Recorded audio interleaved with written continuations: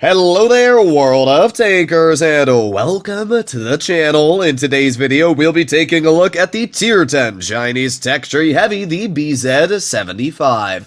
This tank has been in testing for about a month now. In fact, I literally just rolled up against a BZ and had one on my team yesterday twice. So they are definitely rolling out into the testing stages, and that is because we finally have the released stats of this tank. We have the DPM, we have both guns and their overall capabilities, which I'll be reviewing in today's video. Hopefully, this isn't a case of the CS-63, where I saw it was going to be a disaster before release, stated it multiple times, Wargaming didn't do anything, got released, and wow, it's the least popular tank in Tier 10. Who would have guessed that? So, we'll see.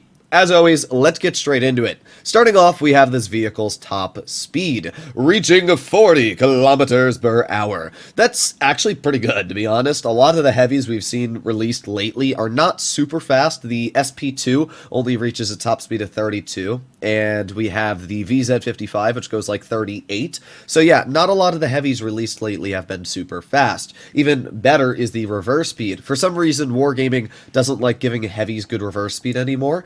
The 114 SP2 reverses at 13, the Object 777 V2 reverses at 12, and I mean, even the BZ-55 reverses at like 13. I don't know why, but Wargaming has really been slandering reverse speed on a lot of these heavies.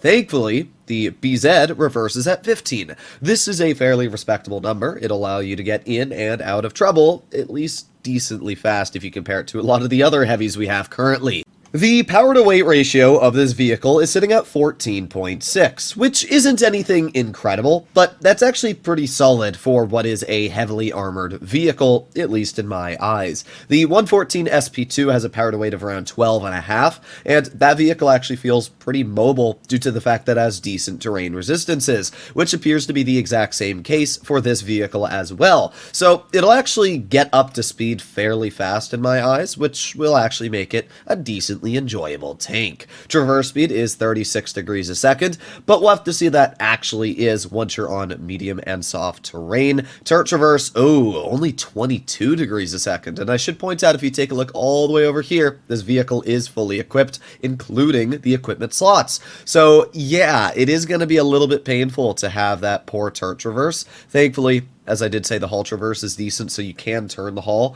just to speed up your turret rotation as well. Taking a look at the armor, because as of right now, Armor Inspector hasn't updated. Well, it's not great, to be completely honest. The frontal turret is about 240, which is okay, but it's not anything insane.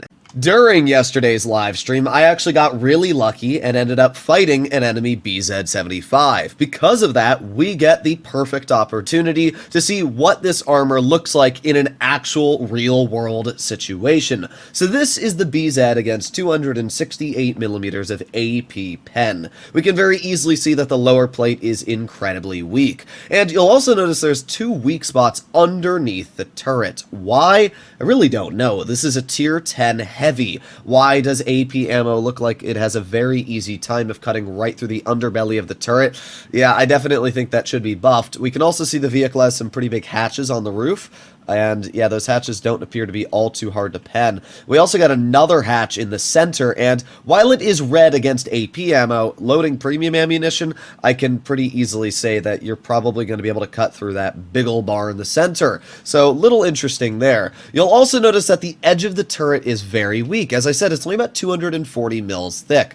This is against AP ammo, so imagine if we load premium ammo, how easy it is to pen the BZ's turret armor. So, we actually are in this replay going to go up against this BZ in just a moment here, because I wanted to see what it looked like up against heat. So we are now loading heat. Look at how bad that turret armor is. As I said, that entire hatch is now a pen. Like, you can easily overmatch that hatch armor here, and that's pretty bad. The entire turret is now a pen against premium ammo, as we can see. Like, if you're at a dead-on angle, I can overmatch the roof, I can shoot through the cheeks, which is pretty poor. It also looks like the upper plate isn't all that strong at pretty much a flat angle. Side scraping armor, though, not too bad, I will admit that. Does look like it has a little weak spot on the engine deck, but yeah, let's be real, that's pretty disappointing in terms of armor on the actual vehicle. I mean, it's really not a hard vehicle to pen right now. it's a little disappointing. It might be because Wargaming's trying to balance the derp gun on this vehicle, but I don't know, guys. That's pretty disappointing. Personally, I am disappointed in the current armor the vehicle is featuring. The turret is just kind of dookie. I mean, you saw against AP ammo, we can overmatch the entire underbelly of the turret. That's already a big sussler moment. But we can also pen all the hatches, even the center one, if we just load premium ammo. And even worse, we can pen the entire turret cheeks with premium ammo. And by the way, the WZ-114 SP2 only has about 358 mils of heat pen. That's not that much with Cali. You can get up to 363 or 380 if you're running vehicles like the 113. Yeah, I just think that this turret armor needs to be buffed by at least a decent amount to a point where you cannot pen it on the cheeks. It should be very strong. If you're going to give this tank so many hatches, you should not be able to pen any part of the actual turret in my eyes. But that's just my beliefs. Let me know in the comments down below what you guys think. The upper plate seems okay. It's 180 millimeters, which means while hull down, it will be obviously impervious. And even on flat ground, that'll be decent. It's more than something like the 5A, so I think it'll be okay. Lower plate's pretty weak as usual. It's going to be able to be penned anywhere, as we saw when I was aiming at it. And side scraping capability is actually really nice. 120 mils thick. That's really, really good. So there is something good about this vehicle. It also does appear to have spaced armor. We can see that spacing cut out right here. So overall, I like the BZ's overall profile, but I definitely think that mainly the turret needs a bit of an overhaul. I guess we'll find out once the vehicle does get changed, but for now, a bit disappointing. Let's take a look at the vehicle's guns, because it features two very different guns. We have the base 130mm, and this is just an average 130. It's got an aiming time of 3.2 seconds, which is actually really fast, so that's not too bad. Its dispersion is also pretty good at 0.344. If we compare the accuracy and aiming time of this gun to something like an IS-7 for the same 460 damage per shot, the BZ is light years ahead. So that's actually really nice. When it comes to the vehicle's DPM, it's pretty average though at 2,450. This is with calibrated shells, but still pretty average DPM, about the same as any other heavy.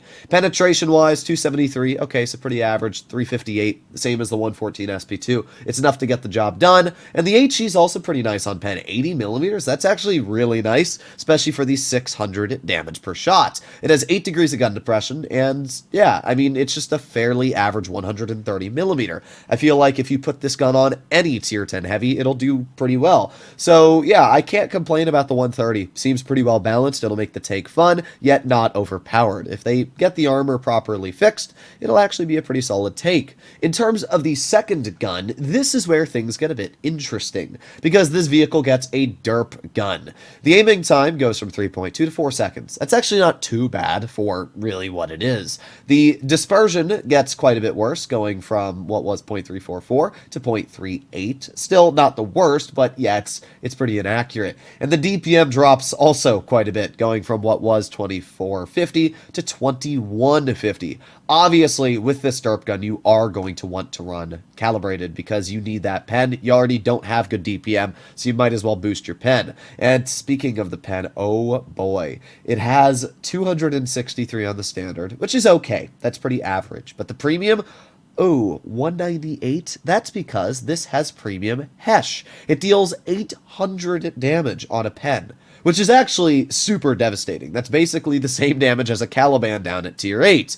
The problem is, again, you only have 200 mils a pen. I mean, that'll be good against lightly armored vehicles, let's say like a T95E6 or, I don't know, the side of an E100, but for most situations, if you're fighting a hull down heavy, you're really going to struggle. If you're up against an E100 and it's only showing you its front and you don't have the lower plate, good luck. If you're up against a concept, good luck. There are going to be a lot of situations where this vehicle is going to struggle, where normally you just dab that premium ammo, you're not going to be able to do that. So it does look like a fairly well-balanced gun, though. I mean, the pen doesn't seem broken at 198, and the average damage is really nasty. I'm actually really excited to try this vehicle out with the derp gun. And the HE does 920. If you're able to pen it, it does only have 72 mils, so it's not a very large amount of pen for what is a 152mm, but still, that's a pretty big slap. I am really excited to try out this gun. It also features the exact same 8 degrees of gun depression. Overall, I would say that both guns on this vehicle seem pretty well balanced, and I don't think they really need the change at all. I think if Wargaming literally just buffs the turret by the amount I said, make it strong against premium ammo, it's balanced. I think that this is already a really solid looking vehicle. Wargaming did a proper job on getting it right. As I said, just buff the turret armor and you're done. Hopefully you enjoyed today's video. Let me know what you guys think about the BZ in the comments down below. I'm excited for this take, and I bet after seeing that derp gun, you guys are as well. I'll see you all in the next one. Bye-bye.